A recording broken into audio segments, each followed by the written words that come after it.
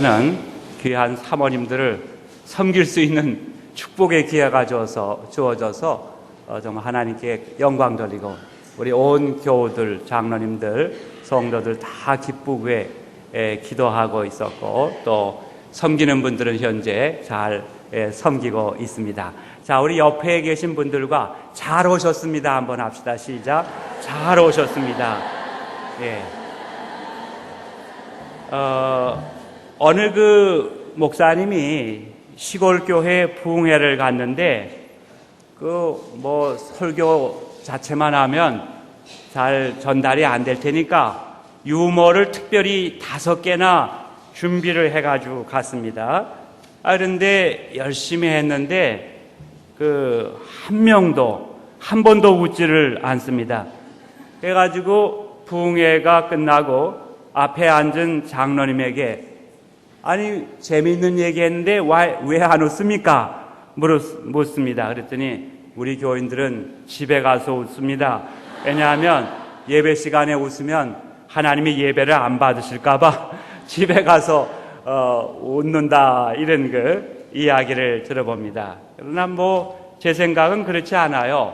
우리가 삶 자체가 예배인데 예배 시간에 우리가 참 즐거운 이러한 이야기를 할 때 웃으면 하나님이 그것까지도 받으시고 또 슬프고 괴로워서 울면 그것도 받으시고 또 작은 신음에도 응답하시는 우리 하나님, 또 감격해서 울면 그것도 받으시는 하나님이신 줄로 믿습니다. 그래서 이 예배 때나 특강 때나 특송 때나 무슨 그룹 토의할 때나 대화할 때나 기쁘시면 웃으시고 슬프시면 우시고 감격하시면 또 기뻐서 우시는 이런 성회가 되기를 바랍니다. 우리 교회에서는 거의가 아니라 이런 예화는 안 했는데 3호 수련회니까 이런 예화로 시작을 해보는데 어느 남편이 자기 자신은 매일 출근하여 고생하는데 아내는 집에서 빈둥대는 것만 같아 어떻게 지내는지 자세히 알고 싶어서 하나님께 기도하며 소원을 빌었답니다. 하나님, 나는 8시간이나 열심히 밖에 나가서 일하는데 집사람은 집에만 있습니다. 그러니 내가 출근하여 얼마나 힘들게 일하는지를 아내가 알도록 해주고 싶습니다. 하오니 하나님 꼭 하루만 서로의 육체를 바꾸어서 지내게 해주세요. 딱하게 여기신 전능하신 하나님께서 그 남편의 소원을 들어주시사 그 다음날 아침에 남편은 여자가 되고 아내가 되어 있었습니다. 그러니까 그 아내가 된 남편이 일어나자마자 밥 짓고 애들 깨우고 옷 챙겨서 밥 먹이고 도시락 싸서 학교로 들려보내고 남편 출근시키고 세탁물을 거두어 세탁기 돌리고 고양이 밥을 챙겨주고 이불 개고 쓸고 닦고 돌아가며 집안 청소를 하고 개 목욕시키고 청구서를 결제하고 은행 가서 일 보고 오는 길에 장 봐서 낑낑대며 집에 돌아오니까 벌써 오후 1시가 넘었습니다. 빨래를 널고 애들이 학교에서 돌아오면 먹을 간식을 준비하고 애들을 기다리며 다름질을 하였습니다. 좀 있다가 애들이 학교에서 돌아와서 먹이고 숙제하느라고 신경을 버리고는 잠시 후 TV 보며 숨 돌리는데 벌써 시간은 오후 4시 반, 저녁 시간이 다 되었습니다. 그래서 또 허겁지겁 쌀 씻고 고기 점이고 채소를 다듬어서 국 끓이고 저녁 준비를 정신없이 하였습니다. 저녁 먹은 후에 설거지를 끝내고 세탁물을 개어놓고 애들을 잠자리에 들려 재우고 나니 벌써 밤 9시가 넘었습니다. 그러나 아직도 이 여인의 하루 일과는 다 끝나지 않았습니다. 이 여인이 이제 사실은 남편입니다만 지친 몸으로 잠자리에 들었습니다. 매일 하듯이 남편이 요구하는 대로 이렇게 해주었습니다. 이것은 자세히 설명 안 합니다. 다음날 아침에 이 여자가 눈을 뜨자마자 침대 옆에 무릎 꿇고 기도하였습니다. 하나님, 제가 정말 멍청했습니다. 집에서 집사람이 하는 일을 너무나 모르고 질투하고 말았습니다. 제발 소원하오니 저를 원상으로 회복하여 당장 남편으로 돌아가게 해주시옵소서. 그러자 하나님은 빙긋이 웃으시면서 이 사람아, 그건 안 되느니라 말씀하셨습니다. 어제 하루 너는 정말 좋은 경험과 뉘우침을 얻었으리라 믿는다. 나도 내가 바로 지금 당장 남편으로 돌아가기를 바라지만 너는 오늘부터 꼭 10개월 후에야 남편으로 돌아갈 수밖에 없게 되었다. 왜냐하면 너는 어젯밤에 그만 임신하고 말았기 때문이다. 저도 이런 거 처음 해보는 거예요. 사모님들 수준이 어떤지 몰라서 밑바닥에서부터 시작해보는 거예요. 탐색을 하는 거예요. 제가 아마 4년 전에 딸을 시집 보낸 것 같습니다. 영락교회 부목사 부인인데, 사실 신부 아버지가 식장에서 데리고 갈 때 운다 그러는데, 울기는커녕 웃음만 나오더라고요. 좋아가지고. 또, 신혼여행 갔다 와서 보낼 때 운다 그러는데, 그때도 눈물이 안 나오더라고요. 근데 언제 눈물이 나왔느냐? 아이가 발산동인가 신혼집을 꾸미고, 거기 오라 그래서 저녁 먹고, 이제 주차장에서 헤어지는데 눈물바가지가 쏟아지면서 집사람이 옆에 앉아서 같이 울고 계속 중화동까지 오면서 아휴 저게 어떻게 살겠나, 집에서도 꼭 방은 난지도 같이 해놓고, 난지도가 좋아졌습니다마는 뱀껍질 같이 옷을 벗어놓고 밥도 안 하던 게 눈물을 흘린 적이 있습니다. 자, 근데 이 서구 사회의 결혼 풍습 중에 시집가는 딸에게 엄마가 진주를 주는 전통이 있다고 합니다. 그 진주를 흔히 얼어붙은 눈물, 우리 천 목사님, 우리 신학교 동기면서 인생 선배시고 영어 박사님입니다만 용서하세요. 얼어붙은 눈물, frozen tears, 얼어붙은 눈물이라고 합니다. 그 이유는 딸이 시집가서 흘려야 될 많은 눈물을 상징하는 것이라고 합니다. 그러면 하필 그들은 왜 진주를 택했을까요? 진주의 생성 과정을 알면 쉽게 이해할 수 있습니다. 진주는 바다에서 나오죠. 땅에서 캐내지 않는 유일한 보석이라고 하죠. 이 진주는 아비큘리데라고 하는 특별한 굴에서 만들어진다고 합니다. 그 굴 속에 모래알이 들어오면 굴은 나카라고 하는 물질을 만들어 모래알을 쌓아 바르기 시작한다고 합니다. 이 나카가 많이 덮일수록 진주는 커지고 값도 올라갑니다. 이 나카가 아주 조금씩 천천히 생성되기 때문에 작은 진주도 수개월이 걸리고 큰 진주는 몇 년에 걸쳐서 이루어진다고 합니다. 그러나 굴 속에 들어온 모래알이 모두 진주가 되는 것은 아닙니다. 왜냐? 모래알이 들어오면 굴에게 두 가지 선택의 길이 있기 때문입니다. 하나는 나카를 생산해서 코팅 작업을 시작하는 길입니다. 다른 하나는 모래알을 무시해버리는 길입니다. 그 나중의 경우 수개월, 수년에 걸친 고생은 하지 않아도 됩니다. 그러나 그 모래 때문에 굴은 결국 병들고 많은 경우에 아주 죽어버린다고 합니다. 따라서 굴이 당면한 두 가지의 선택이란 침입한 모래알의 도전을 무시해가지고 피차 망하느냐, 그렇지 않으면 도전을 받아들여 진주로 만드느냐 하는 것입니다. 사모님 여러분, 또 목사님 여러분, 이것은 굴의 선택일 뿐만 아니라 우리 그리스도인들, 더구나 또 목사들, 사모의 선택이기도 합니다. 즉 우리들에게도 자주 여러 종류의 모래알이 우리 인생길에 또 우리의 심령 안에 굴러 들어옵니다. 그럴 때 어떤 사람은 그것을 무시하고 회피하다가 차차 골마 파멸에 이릅니다.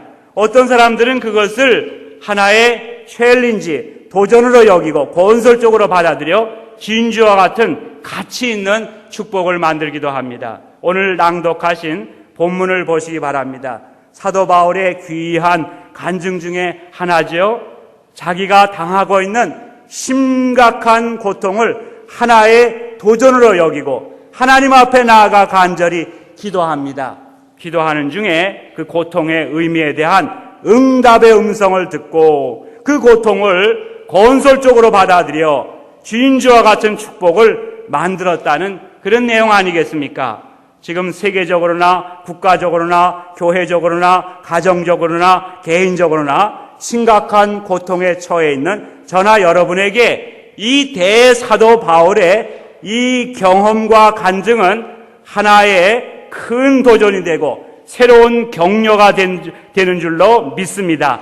따라서 오늘 이 시간 잠시 사도 바울에게 있었던 이 큰 고통을 결국 은혜로 받아들이게 된 과정을 잠깐 살펴보면서 사도 바울의 그 간증을 저나 여러분의 간증으로 만드는 계기가 되시기를 바랍니다. 그러면 이때 그가 당한 고통, 그래서 하나님 앞에 호소한 그 고통은 어떤 종류의 고통입니까? 자, 7절을 보시기 바랍니다. 내 육체의 가시 곧 사단의 사자를 주셨으니, 보세요. 이방인의 사도, 주님의 사자라는 사도 바울에게 역설적으로 육체의 가시, 사탄의 사자라고 할 만한 고통이 있었다는 것입니다. 이 육체의 가시, 사탄의 사자가 무엇이었는지 정확한 것은 바울 자신과 그 당시 바울을 지켜본 교인들 외에는 아무도 모릅니다. 다만 교회사 속에서 여러 학자들이 추측하여 이 말하기를 이제 두통이다, 혹은 말라리아다, 안질이다, 간질이다 합니다마는 그 정확한 것은 사실 알 수 없습니다. 하늘나라 가서 사도 바울에게 여쭤보면 되는데 하늘나라 가서 그거 여쭤볼 생각 나겠습니까? 좋은데, 좋기만 한데. 그러나 그런 중에도 분명한 것 두 가지는, 첫째로는 바울이 호소한 그 고통이 육체의 고통이라는 것입니다. 사모님들, 사람에게 서러운 것이 많다지만 내 몸 아픈 것이 가장 서러운 것이라고 우리가 경험하고 있지 않습니까? 자, 왜냐하면 내 몸이 병이 들고 아플 때, 또 쓰릴 때 그 누구도 나를 완전히 위로할 수는 없기 때문입니다. 집사람 앉아 있습니다마는 제가 아프거나 아이들이 아플 때는 집사람이 지극정성으로 간병하고 아픔에 동참해줘요. 그러나 막상 집사람이 아프면 저도 그냥 별로 이렇게 아픔에 공감하지를 못하고, 그러면 집사람이 이 마음을 누가 알아주랴 하면서 내 아픈 건 아무도 모르지 하고, 그 포근영가 있잖아요. 내 마음 누가 알아주랴, 지금 생각도 안 나는데 그 노래를 부르면 제가 민망해가지고 몸둘 바를 모르겠는데, 여러분, 내 몸이 아픈 게 얼마나 참 외롭고 또 힘든 것입니까? 우리는 이때 정말 괴롭고 아파서 안절부절한 이 사도 바울의 모습을 상상해 볼 수 있습니다. 그런데 사도 바울의 아픔은 그것으로 그치는 것이 아니었습니다.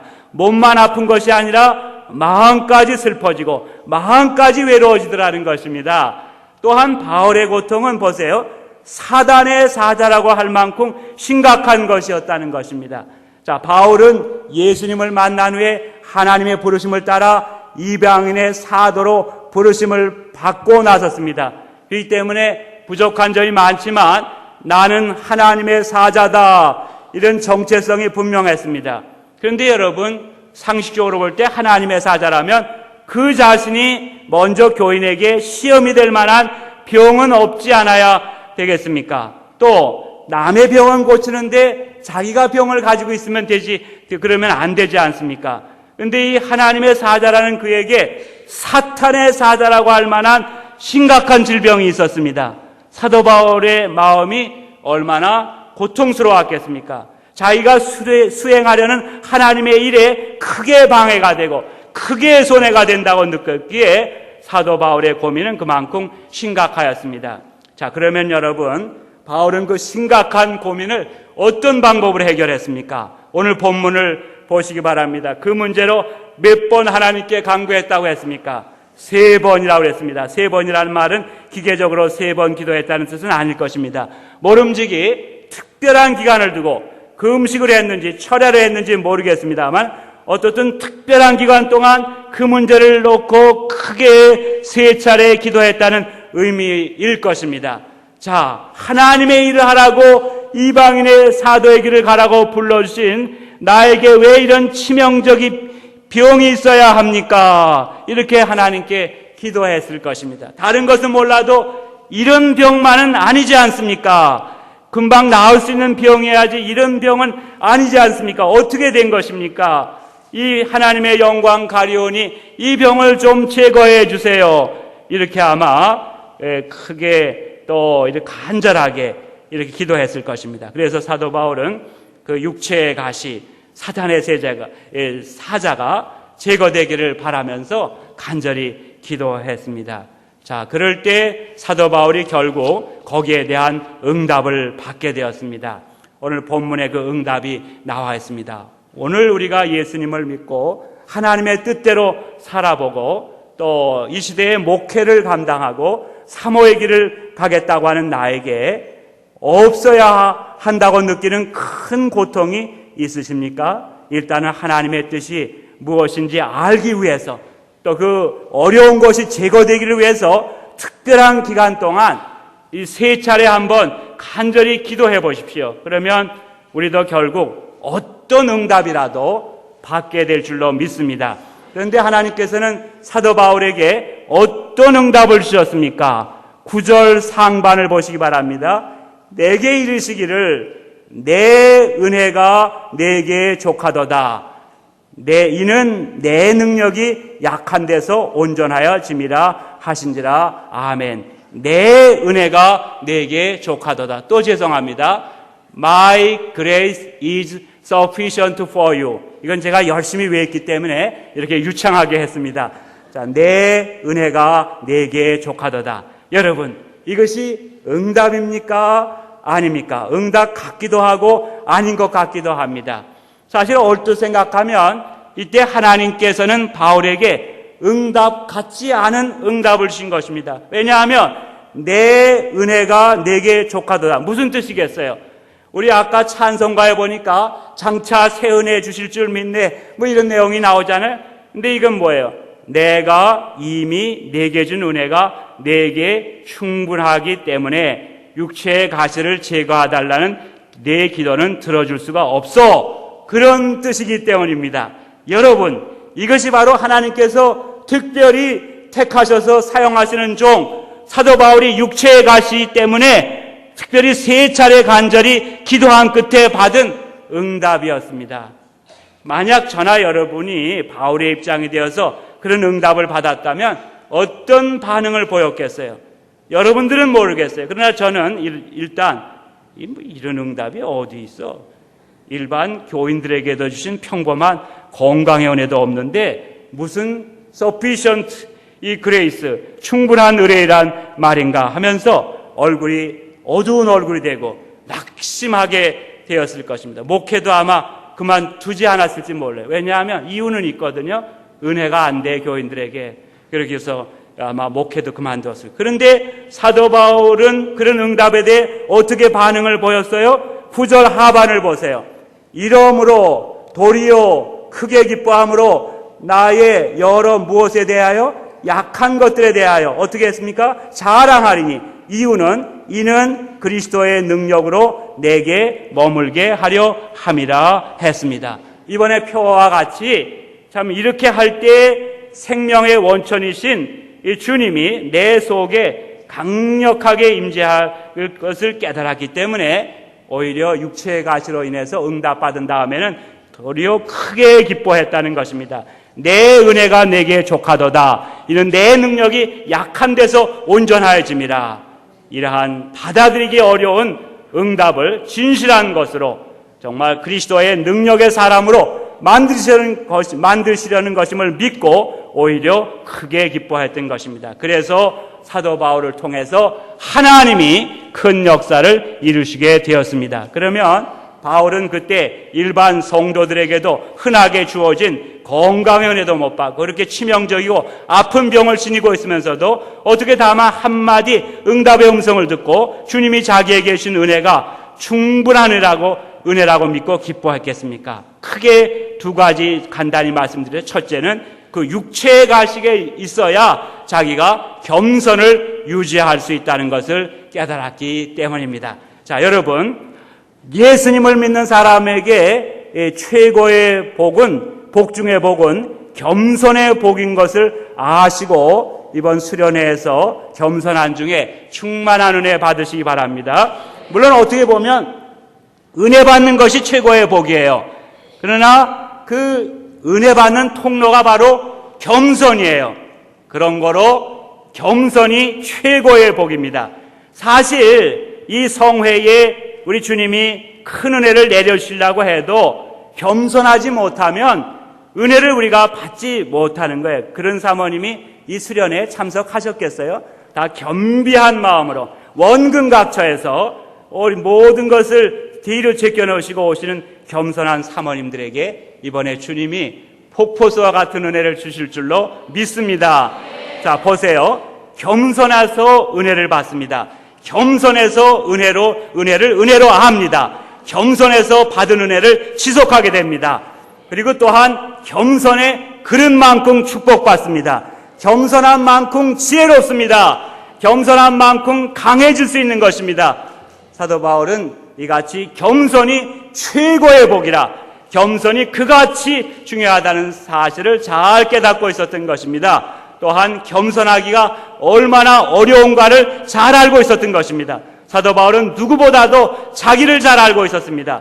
온갖 은혜와 은사를 받고 더구나 3층 천에까지 올라가 사람이 가히 이르지 못할 마을까지 들은 자기가 겸손하여 하나님의 종으로 열심히 일해 나가기 위해서는 그 육체의 가시가 꼭 필요하다는 것을 알았던 것입니다. 따라서 하십시다. 육체의 가시가 나에게 꼭을 잘해야 됩니다. 꼭 필요합니다. 아멘. 일구이연 하지 마세요. 딴소리 하지 마세요. 앞으로 육체의 가시가 꼭 필요하다고 여러분 선언했습니다. 자기가 자신의 몸을 쳐서 복종하기도 해봤지만 그것도 한계가 있다는 것을 깨달았습니다. 무서운 육체의 가시가 일생 박혀 있어야만 3층 천에 올라가서 영적으로 교만하기 쉬운 자기의 교만이 겨우 억제된다는 것을 깨달았습니다.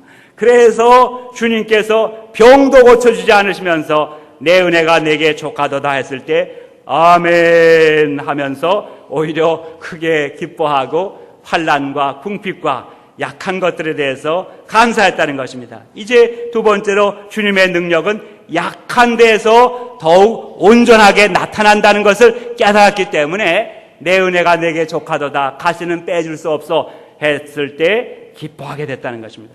아마 10수년 된 것 같습니다만 무더운 여름날 저와 집사람, 당시 중학교 3학년 제 아들, 누이 동생과 그 아들, 조카 5명이 오늘 보니까 현리에서 오신 사모님 계신 것 같은데요. 가평 현리 계곡으로 물놀이를 간 적이 있습니다.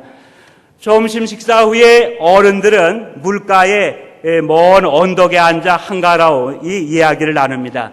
두 아이는 그 밑에 물에 들어가서 놀고 있었습니다. 그런데 제가 얼뜻 물가를 내려다보니까 조카 아이가 장난이 아니고 물에 빠져서 꼴깍꼴깍 하고 있었습니다. 그래서 제 아들 아이를 향해서 야 신이라 빨리 저 권숭이 건져라 하고 소리쳤습니다. 제가 가려면 시간이 한없이 걸려요. 그 옆에 있는 아주 10m인가 떨어져 있는. 그런데 아들 아이가 제 소리를 듣고도 즉시 건지지를 않고 그 동생을 계속 바라만 봅니다. 그래서 저놈이 왜 저러나 빨리 건져 했는데 조금 기다리더니 잠시 후에야 접근해서 목을 감더니 밖으로 서서히 데리고 나옵니다. 모두 안도의 한숨을 내셨습니다. 저희 아들이 수영을 잘하는 게 아니라 밑에다 뭘 달았어. 오리발을 달았기 때문에 수영을 잘하는 거지. 아들에게 야 임마 너 왜 즉시 동생을 건지 않았냐 그랬더니 처음에 잡으면 걔가 힘을 써서 붙잡아서 다 같이 물에 빠져요. 그래서 힘이 좀 빠질 때 기다려서 가서 그래야 그 나를 의지할 것이고 그래야 건질 수가 있어서 야, 너 수준 높구나. 정말 배워야 되겠다 했습니다. 사실 그렇습니다. 사도 바울도 그것을 깨달은 것 같습니다. 나에게 이렇게 육체에 가시가 있어야 되고 약해지고 또 한 번 낮아질 때라야 그리스도의 능력이 나에게 온전히 머물러 내가 능력의 사람이 되고 능력의 역사를 이룬다는 것을 깨달은 것입니다. 그 사실을 깨달았기 때문에 9절 하반을 다시 보세요. 이러므로 도리어 크게 기뻐함으로 나의 여러 약한 것들에 대하여 자랑하리니 이는 그리스도의 능력으로 내게 머물게 하려 함이라. 바울은 그때 병고침을 받지 않았으면서 그것 때문에 오히려 크게 기뻐하는 법을 배웠습니다. 이제 이야기를 좀 정리할 시간이 거의 되었습니다. 사모님들, 목사님들, 지금 여러분들께 어떤 종류의 육체의 가시, 사탄의 사자가 있으십니까? 또 어떤 종류의 실패와 좌절, 슬픔과 고독, 낙심과 절망이 있으십니까? 우리 사모님들, 저희 할머니도 사모님이셨고 어머님 은퇴하신 목사님의 사모님이시고 또 제수 씨도 사모고 처남댁도 사모고 딸도 사모고 제 집사람은 물론 사모고 자, 근데 목사도 아니고 평신도도 아닌 제3의 위치에서 평신도는 물론 때로는 남편 목사도 몰라주는 고민과 슬픔 속에서 살아가시는 사모님들입니다. 목사의 소명보다 배 이상이나 중요한 이러한 소명입니다. 그렇지만은 그것이 별로 인정되지 않습니다. 자, 그런 참 정신적인 고통이 있으신 분도 계실 것입니다. 또 그 이전에 문자적으로 몸이 아프신 사모님들이 계실 수가 있을 것입니다. 이번 기회에 주님께 기도해서 좌우지간 응답받고 또 병을 통한 은혜가 있으시기를 바랍니다. 예. 또 교인 중에 가시 같은 존재가 있을 수가 있습니다. 자, 또 주변에 그럴 수 없는 사람 중에 여러분을 찌르는 가시 같은 사람들이 있을 수가 있습니다. 일가 친척 중에 더구나 가족 중에 가시같이 찌르는 존재가 되고 있는 사모님들도 계실 수가 있습니다. 그래서 오늘도 한숨 짓고 눈물 흘리고 원망하고 좌절하는 분들이 계실 수가 있습니다. 그것이 제거되기 위해서 수차례 기도했는데도 제거되지 않아 낙심하고 한탄하는 분들이 계실 수가 있습니다. 왜 이러한 일이 있어야 될까요? 조금 전에 말씀드린 대로 우리들에게 겸손의 은혜를 주시기 위함이고 주님의 능력으로 우리에게 머물게 하기 위함입니다. 오늘 사도 바울의 이 경험을 따라서 이 집회 기간을 통하여 시간 주시는 말씀을 들으시면서 또 찬양하면서 다시 한번 새롭게 주님께 기도하실 수 있게 되기를 바랍니다. 그래서 아무개야 내 은혜가 내게 족하도다. 내 능력이 약한 데서 온전하여지니라. 모든 사모님들이 또 모든 목사님들이 이 응답의 은총을 받으시기를 바랍니다. 그래서 이번 이 수련회 때 주님의 그 응답의 음성이 들려올 때까지 기도하시게 되기를 바랍니다. 그래서 조금 아까 기도하신 대로 오실 때는 피곤해서 오셨지만 가실 때는 즐거움과 비전이 넘쳐서 활력으로 넘쳐서 가실 수 있기를 바랍니다. 이상근 목사님 이야기하면서 제가 마치겠습니다. 이상근 목사님은 그 세계 유일의 구약, 신약, 외경 전체 주석 주회가입니다. 그리고 제가 그 밑에서 한 2년간 섬기면서 귀한 공부를 했습니다. 자, 이상근 목사님 일생을 바친 목회 일선에서 물러나셨습니다.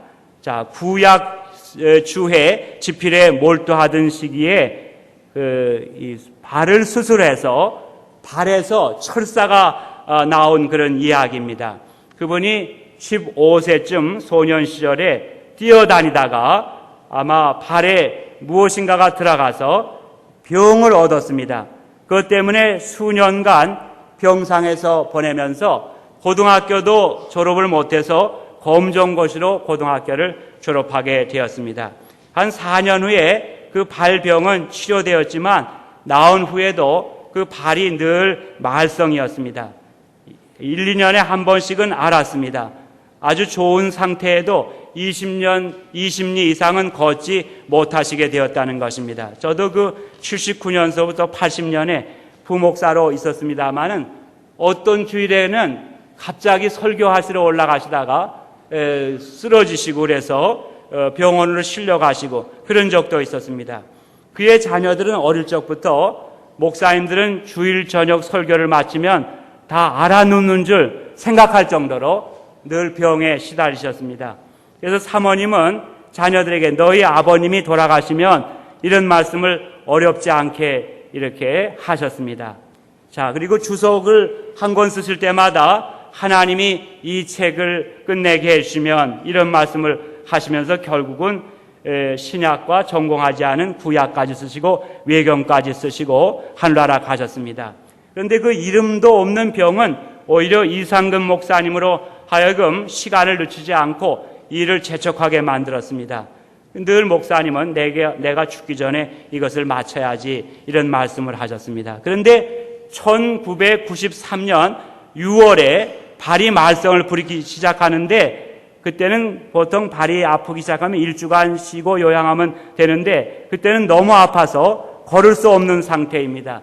그래서 경주에 있는 목사님을 존경하는 이러한 그 원장님, 정형외과 외과 원장님과 상의해서 결국은 집도를 해서 수술을 잘 끝냈습니다. 근데 놀라운 것은 그 이상근 목사님 발에서 제거된 부골 안에서 철사가 나온 것입니다.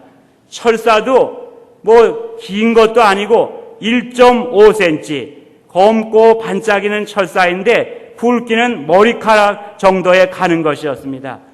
그래서 그 원장님의 설명은 이렇습니다. 이상근 목사님이 소년 시절 맨발로 뛰어다닐 때 그 철사가 발에 들어가서 뼈에 붙었습니다. 뼈에서는 이물질이 들어왔으니 분비물이 나왔습니다. 무슨 진주도 아닌데 둘러쌌습니다. 그래가지고 그 철사를 감싸 부골이 되었고 그 부골 때문에 이상근 목사님 무려 60년 동안을 고생을 한 것입니다.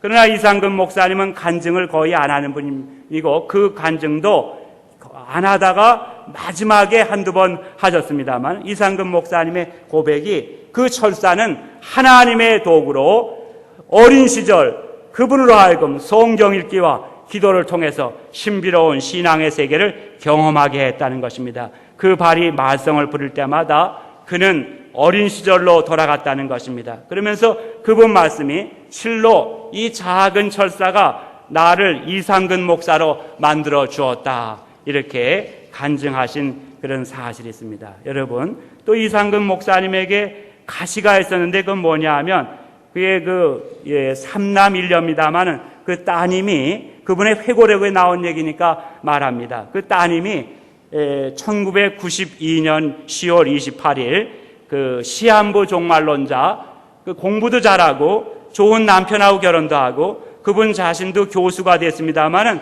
그 다베라 선교단의 리더가 돼가지고 이단 그 시한부 종말론의 선두주자가 되었습니다. 그러니 명색이 대주경가요, 증경총회장이요, 존경받는 목사의 그 딸이 이단의 선두가 되었으니 그 얼마나 고통스러웠겠습니까? 그래서 돌아가시까지도 그분이 돌아오지 않았습니다마는 참 그런 또 가시를 안고 그분이 마지막 순례길을 살다가 하나님의 나라에 가셨습니다. 존경하는 사모님들, 목사님들, 세상에 가시 없는 그리스도인은 한 사람도 없습니다. 또 사탄의 사자가 없는 목사나 가시 없는 사모들 한 사람도 없는 거 잊어버리지 마시기 바랍니다. 오늘 이 시간에 보니까 다 속에 왕가시 또 무슨 잔가시 가시 박힌 인생들 이제 하나님의 여종들 또 목사님들이 모이셨습니다. 저는 어떻게 보십니까? 제 육체에도 가시가 많이 있고 또 목회 여정 속에서 또 많은 이러한 가시에 또 찔림을 받기도 하고 또 제가 가시가 가족의 가시가 되기도 하고 교인들을 찌르는 가시가 되기도 하고 또 집사람도 저와 결혼하여 또 많은 가시로 고통을 당하고 이렇게 살아왔습니다. 자, 그러나 지금 와서 돌이켜 보니까 그 찌르는 가시 때문에 이나마 겸손할 수 있게 되고 또 그나마 온전하게 돼서 정말 미력이나마 목회를 감당하게 되었습니다. 여러분, 제가 유명한 명언 하나를 소개해드리면 앙드레 찌드의 말에 마귀도 하나님의 일에 협조자다. 여러분 깊이 생각하실 말입니다만은 저는 늘 생각합니다. 모든 사람들이 목회의 협력자다. 이런 믿음을 가지고 또 그렇다고 완전한 건 아니고 늘 또 눈물 짓기도 하고 웃었다가 하면서 목회 순례길을 걸어갑니다. 제9차 사모 수련회에 모이신 사모님들, 목사님들 이제 서두에 웃으셨습니다마는 그런 종류의 웃음과는 다른 신령한 웃음을 웃으시고 기뻐하시기를 축원합니다. 왜냐? 이번에 우리 주님께서 여러분들에게 새로운 깨달음과 경험을 주실 것이기 때문입니다. 즉 주님께서는 이미 여러분에게 필요한 은혜, 여러분에게 꼭 있어야 할 은혜, 흡족하지 않지만 족한 은혜를 주셨다는 것을 이번 기회에 깨달을 수 있기 때문입니다. 구원받기에 족하고 진실하기에 족하고 사랑하기에 충분하고 섬기기에 충분하고 사모의 길을 가기에 충분하고 목사의 길을 가기에 충분하고 주님의 증인되기에 충분한 은혜를 여러분의 삶 가운데 이미 주셨다는 것을 이번에 깨달을 수 있기 때문입니다. 또 앞으로도 이제 충분한 은혜를 주실 것이라는 깨달음과 경험이 있을 것이기 때문에 좌우지간 기뻐하고 찬송하면서 이 세미나에 참여하셔서 나가실 때는 정말 다른 사람이 되어서 나가시기를 바랍니다. 사모님들, 앞날에 육체의 가시, 사탄의 사자 같은 것이 계속 머물러 있다 할지라도 간절히 기도하시고 내 은혜가 내게 족하도다, 내 능력이 내가 약한 데서 온전하여 지리라 하는 응답의 음성을 따라 넉넉히 사모의 길을 걸어가시기를 바랍니다. 그래서 마지막 날 주 앞에 섰을 때 잘하였도다, 착하고 충성된 내 딸아, 주님의 그 칭찬과 상급을 받으시는 사모님들 또 목사님들 되시기를 축원합니다. 기도하겠습니다. 자비하신 아버지, 이 시간 저희에게 주신 말씀을 통하여 문자적인 형통만 은혜가 아니라 가시 같은 고통도 깊은 은혜라는 것을 깨닫게 해주셔서 감사드립니다. 이 가시를 통하여 더욱 겸손을 유지하게 하시고 주님의 능력이 저희 안에 머무를 수 있도록 역사하여 주시옵소서. 주님께서 가장 사랑하시는 사모님들, 그동안 삶의 현장에서, 목회의 현장에서 육체에 박힌 가시, 마음과 영혼에 박힌 가시들로 많이 아파하고 많이 탄식하고 많이 눈물 짓다가 주님의 초대를 따라 여기에 나오게 하심을 감사합니다. 주님께서 이번 기회에 한 분 한 분 따뜻한 품에 안아주시옵소서. 가시를 뽑아주시거나 내 은혜가 내게 족하도다, 내 능력이 약한 데서 온전하여지리라 하시든지 응답하여 주시옵소서. 응답하여 주시옵소서. 그래서 기쁨으로 가정으로 목회 현장으로 돌아가 부군 목회자를 은혜롭게 내조하며 자녀들과 은혜를 나누며 주님의 어린 성도들을 은혜롭게 섬김으로 기쁨이 넘치는 사모의 길을 가게 하여 주시옵소서. 이 수련회의 시정을 주님께 의탁하옵고 생명의 원천이신 예수 그리스도의 이름으로 기도드리옵나이다. 아멘.